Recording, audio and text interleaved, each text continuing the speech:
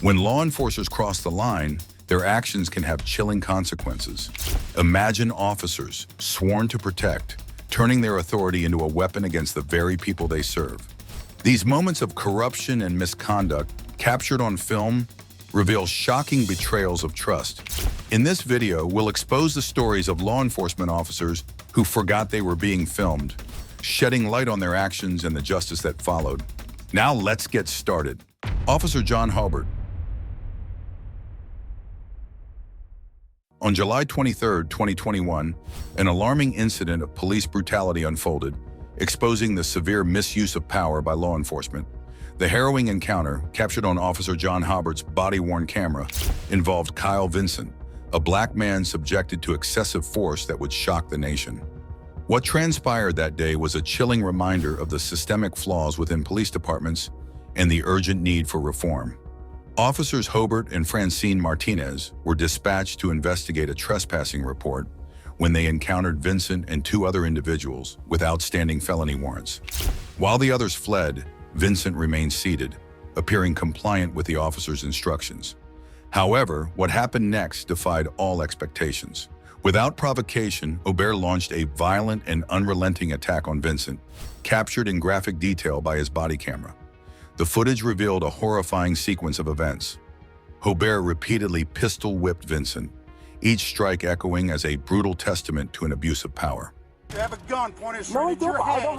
The violence escalated further when Hbert choked Vincent for a staggering 40 seconds. As Vincent struggled to breathe, his pleas for mercy were ignored. In those terrifying moments, Vincent feared he might never see his loved ones again. This incident sent shockwaves through the community, reigniting long-standing frustration and anger over allegations of misconduct within the Aurora Police Department.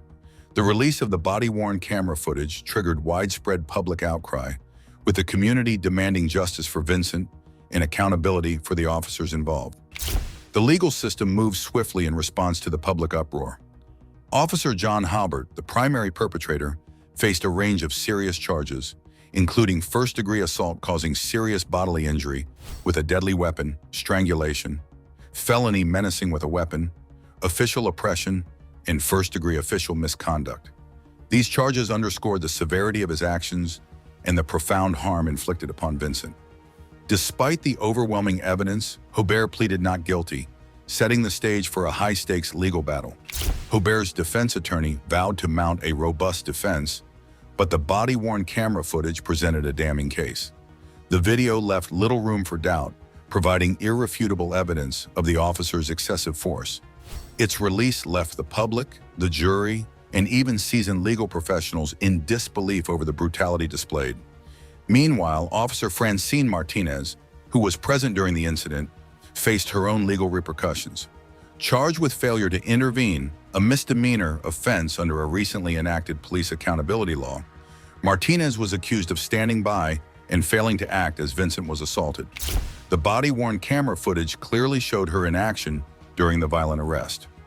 Martinez was swiftly terminated from the Aurora Police Department, and arrest warrants were issued for both her and Hbert.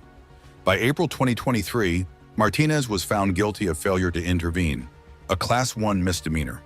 Her conviction highlighted the growing emphasis on holding officers accountable for not only their actions, but also their failure to prevent abuses of power. As legal proceedings against Hbert advanced, the stakes grew higher. His trial was scheduled for November, with the possibility of decades in prison and substantial fines if convicted. The weight of the charges against him, combined with the undeniable video evidence, painted a grim picture of his prospects in court. This incident serves as a stark and sobering reminder of the dangers of unchecked authority within law enforcement. It underscores the critical importance of accountability, transparency, and continuous reform efforts to rebuild public trust. Kyle Vincent's ordeal became a rallying cry for justice and a symbol of the systemic change needed to prevent such abuses from recurring. For communities across the nation, the case is a painful yet powerful reminder that the fight for justice and equity in policing is far from over. It calls on society to confront these issues head-on, ensuring that those tasked with protecting the public are held to the highest standards of integrity and accountability. Zachary. Zachary Wester, a 30-year-old deputy, appeared to be an ordinary officer dedicated to public safety. However, beneath his badge lay a dark secret, a calculated scheme to frame innocent people during routine traffic stops by planting drugs in their vehicles. What began as routine encounters with unsuspecting drivers quickly spiraled into life-altering accusations of drug possession. One such encounter captured on video exposed Wester's shocking crimes. Armed with a body camera, Wester seemed to follow standard procedures during traffic stops. However, the footage revealed him planting drugs in hidden compartments or conspicuous places, ensuring their discovery during his searches. This damning evidence, alongside testimony from brave victims like Sarah Thompson, left no room for denial. The fallout was swift. Wester and his accomplices were immediately suspended, and a comprehensive internal investigation was launched. The police department pledged to uncover any other officers involved in these illicit activities as the community demanded justice and accountability. The investigation uncovered a stash of drugs in the trunk of Wester's patrol car, ready to be planted. By September 2018, the truth came to light, sending shockwaves through the community. Wester's actions led to numerous wrongful arrests, shattering lives and eroding trust in law enforcement. In court, Wester faced multiple charges, including racketeering, fabricating evidence, official misconduct, false imprisonment, and possession of controlled substances. Found guilty, he was sentenced to 12.5 years in prison. The sentencing offered some solace to his victims, yet the scars of his betrayal remained deep. Families were torn apart and innocent lives were left in ruins. Zachary Wester's case serves as a sobering reminder of the harm a corrupt officer can inflict and underscores the urgent need for transparency and accountability in law enforcement. Only through vigilance can communities hope to prevent such abuses of power. Burke. The unraveling of corruption within the Middle Tennessee State University police force began with a suspicion.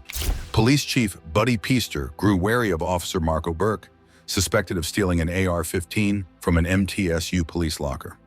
Determined to expose the truth, Chief Peaster collaborated with the Murfreesboro Police Department to devise an on-campus sting operation. The plan was simple: send Burke to investigate an abandoned vehicle, unaware that he was walking into a meticulously set trap. Hidden cameras were strategically placed, and even Burke's own body camera became a critical tool in uncovering the shocking truth. Just the vehicle is unoccupied. That's it. As Burke conducted the vehicle search, his actions were far from honorable. Body cam footage revealed him pocketing a bottle of pills and later taking $1,100 in cash, along with another bottle of pills. Throughout, he acted as though nothing unusual had occurred. Moments later, in his squad car, audio captured him shuffling papers, likely counting the stolen money. It was a brazen act of corruption, recorded for all to see. The question lingered: why would Burke leave his body camera on, knowing it could incriminate him? Whether due to arrogance, miscalculation, or sheer disregard for consequences, this oversight sealed his fate. His actions sparked a larger investigation into his conduct and potential corruption within the department. The revelations sent shockwaves through the community, raising serious concerns about the integrity of those entrusted to serve and protect. Following the discovery, legal proceedings moved swiftly. The body camera footage became the cornerstone of the case, providing undeniable evidence of Burke's wrongdoing. Prosecutors also pressed Burke about the missing AR-15, the very catalyst for the sting. Despite his denials, no charges were filed regarding the weapon, which remains missing. However, the sting operation was deemed a success, having exposed an officer who had grossly abused his position. Burke's guilt was irrefutable, particularly concerning evidence tampering. The investigation, along with witness testimony, left no doubt about his crimes. In court, Burke ultimately pleaded guilty to 3 felonies, including tampering with evidence. The trial laid bare the extent of his actions, and the jury delivered a swift and decisive verdict. This scandal tarnished the reputation of the entire police force, prompting an internal affairs review to ensure all involved were held accountable. Steps were taken to restore public trust, emphasizing transparency and accountability. The incident served as a powerful wake-up call for law enforcement everywhere, highlighting the need for rigorous oversight to prevent corruption from taking root. Ty Gindra. As the evening sun dipped below the horizon, Ramon Brown and a friend set out for a quick trip to the gas station for an energy drink. What seemed like a mundane errand took a shocking turn when Officer Gindra intercepted Brown upon his arrival. Without cause, Gindra accused Brown of displaying an expired license registration, ignoring the clearly visible, valid plates on the car. Brown tried to clarify, pointing out that his documents were in the back of the vehicle, but Gindra chose confrontation over conversation.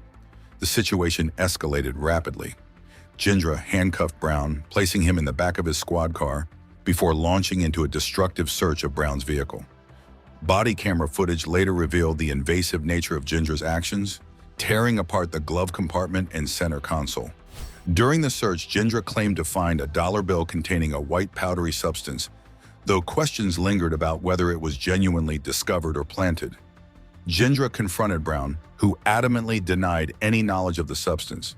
Despite the intensity of the encounter, Gindra eventually released Brown without charges, casually dismissing the incident with, "I'm gonna give you a break."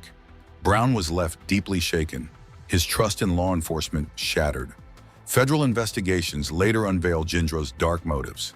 Driven by his drug addiction, he targeted individuals under false pretenses to confiscate drugs for personal use. In court, Gindra admitted to numerous illegal searches and racially biased practices. The prosecution's evidence was damning, highlighting his abuse of power.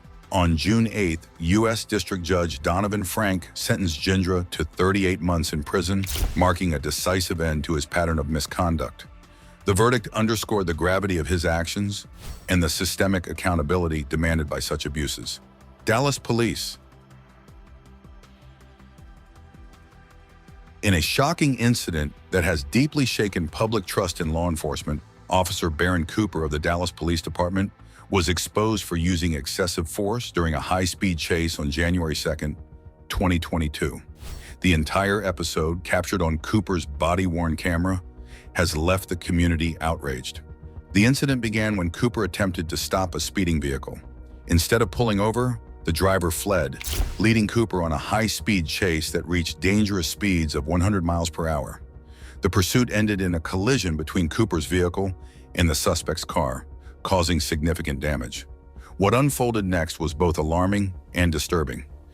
Exiting his vehicle, Cooper drew his handgun and approached the suspect, who turned out to be a minor. It's a luxury. All right, yes, sir. Get the hurry up. Yes, sir. Yes, sir. Get Yes, your sir. ass Yes, sir. on Yes, the sir. ground. Yes, sir. Yes, Get sir. the on that ground. Yes, sir. Yes, sir. Yes, sir. Put your hands behind your do it. Yes, sir. Are you gonna die? I'm sorry. No, I don't want to die. Ignoring proper protocol, he pointed the gun at the driver's head, issued threats, and ordered him to the ground in a display of excessive force. The video footage vividly captured the terrifying ordeal, leaving no ambiguity about Cooper's actions. The victim's identity remains undisclosed due to their age, but the incident has raised serious concerns about police conduct and the abuse of authority. The public outcry intensified after the video went viral, sparking demands for accountability and systemic reforms to prevent such misconduct. An internal investigation by the Dallas Police Department revealed that Cooper not only used excessive force, but also failed to report the chase, which involved a nonviolent offender. By February 2022, Cooper was terminated from his position, a decisive action that underscored the department's zero-tolerance stance on misconduct. This case highlights the importance of holding law enforcement accountable. While Cooper's termination sends a strong message against abuse of power, it also serves as a reminder that incidents like this are not isolated. They reveal the darker side of law enforcement and the urgent need for transparency, oversight, and systemic changes to rebuild public trust. The swift response by the Dallas Police Department is commendable, offering a glimmer of hope for justice.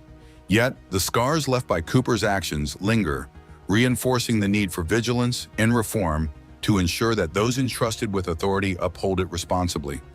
Officer Michael O. Sullivan. On a quiet night in Oakwood, Yusef Smith's life took a tragic turn. A hardworking and law-abiding citizen, He became the target of Officer Michael O'Sullivan and his accomplices, Officers Johnson and Ramirez. Without cause, they subjected Youssef to a brutal and unwarranted arrest. What began as a routine evening spiraled into a nightmare that upended his life, thrusting him into a harrowing journey through the criminal justice system. Falsely accused and wrongfully convicted, Youssef lost everything. His job vanished, his reputation was tarnished, and he endured 38 agonizing days behind bars for a crime he did not commit. Behind the betrayal of the badge stood O'Sullivan, the ringleader of this corruption, who, alongside his accomplices, fabricated evidence and suppressed the truth for their own gain. The legal battle was extraordinary. Evidence against O'Sullivan and his co-conspirators was overwhelming, exposing a web of lies and deceit. Despite mounting proof of police misconduct, District Attorney Sarah Thompson initially turned a blind eye. However, Youssef's defense attorney, Michael Stevens, fought tirelessly to expose the truth. The courtroom became a battleground where Youssef's fate and the integrity of the justice system hung in the balance. During the trial, O'Sullivan falsely testified under oath, claiming he saw Youssef throw a gun while fleeing. This fabricated testimony secured Youssef's conviction. However, a crucial piece of evidence later emerged. Arrest footage showing that from O'Sullivan's vantage point, he could not have seen Youssef discard the gun.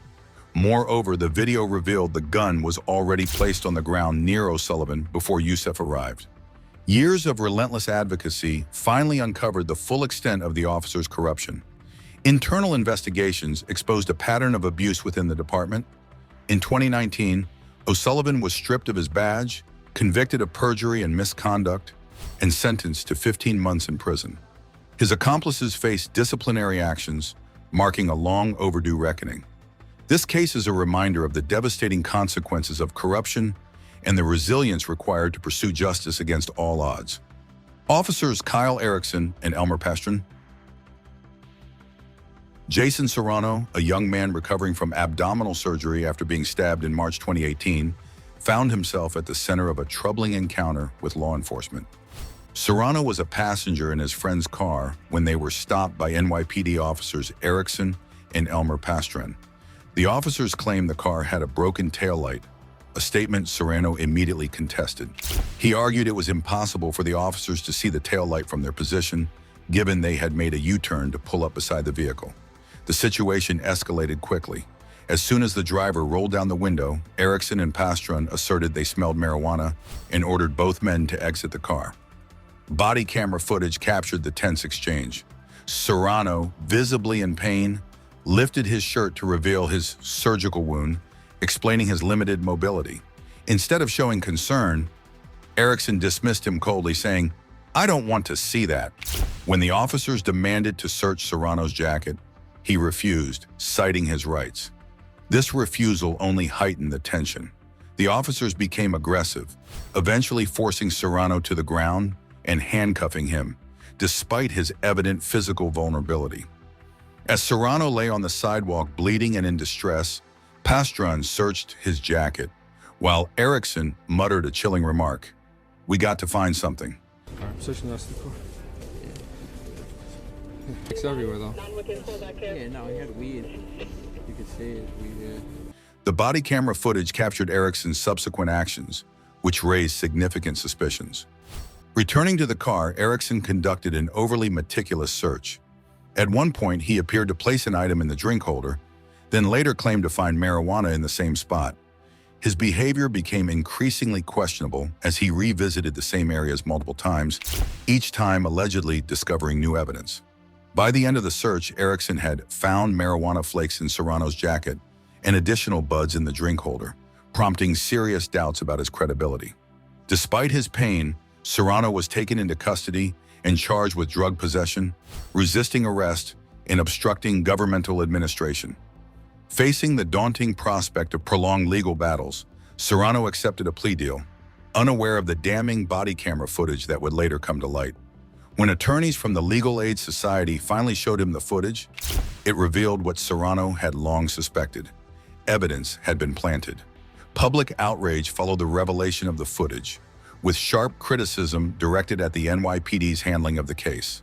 The internal review conducted by the department concluded no misconduct had occurred, a finding that further fueled public distrust. Despite clear evidence of wrongdoing, both Erikson and Pastron remained on active patrol in Serrano's neighborhood, underscoring the systemic lack of accountability. In 2021, a judge invalidated Serrano's conviction, citing the body camera footage as evidence of misconduct. The judge also reviewed Erikson's disciplinary records, which highlighted inconsistencies in his handling of drug seizures. While this was a small victory for Serrano, it was far from the end of the story. Federal prosecutors launched an investigation into the allegations against Erikson and Pastron, and Serrano's civil attorney called for the officers to be prosecuted. The case has since become a symbol of the urgent need for transparency and accountability within law enforcement. It highlights the devastating consequences of unchecked power and the importance of holding officers to the same standards of justice they are sworn to uphold. For Serrano, the fight for justice continues, serving as a stark reminder of the systemic challenges many individuals face in their pursuit of fairness and truth. Officer Ruben McFarland.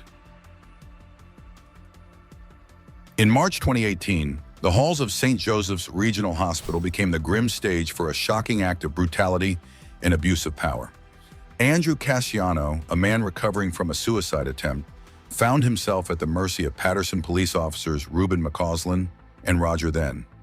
What should have been a moment of care and compassion turned into a harrowing ordeal that would forever alter Cassiano's life. As Cassiano lay vulnerable in his hospital bed, Officer McFarland's true nature was exposed. Captured on a cell phone by Officer Then, the disturbing video footage shows McFarland unleashing his rage. In the video, McFarland violently slaps Cassiano twice across the face, sending blood spraying onto the bed. Cassiano's haunting words, "Do it, do it," echo as he endures the assault. Go ahead. You got the right guy. Hey. I'm what? Do it! The brutality left Cassiano with severe facial injuries, including damage to his eye that required surgery. Yet the emotional scars from this betrayal of trust run even deeper than the physical ones. The incident did not go unnoticed. The video, filmed by Officer Then, became pivotal evidence in the legal proceedings that followed. McFarland's crimes, however, extended beyond this act of violence. He pleaded guilty to selling drugs, including heroin, crack cocaine, powder cocaine, and marijuana, some of which he had stolen from a crime scene while on duty. His brazen corruption and misconduct shocked the public and ignited widespread outrage. In response to the video's release, community leaders and activists demanded accountability and reform within law enforcement. McFarland ultimately faced justice, receiving a sentence of more than 5 years in prison for drug dealing and the assault on Cassiano. He was also ordered to pay $32,896 in restitution and serve 3 years of supervised release. Meanwhile, Officer Then, who recorded the assault and falsified reports to cover it up, also faced legal consequences. Cassiano sought justice through a $4 million lawsuit against the city, aiming to hold not only the officers, but also the system accountable. His courage shines a light on the need to confront police misconduct and ensure that no one is above the law, not even those sworn to uphold it. Thanks for watching this video about the corrupt actions of law enforcement officers. These stories remind us why transparency and accountability are essential in policing. Don't forget to like, share, and subscribe for more eye-opening content, and hit the bell icon to stay updated on our latest videos.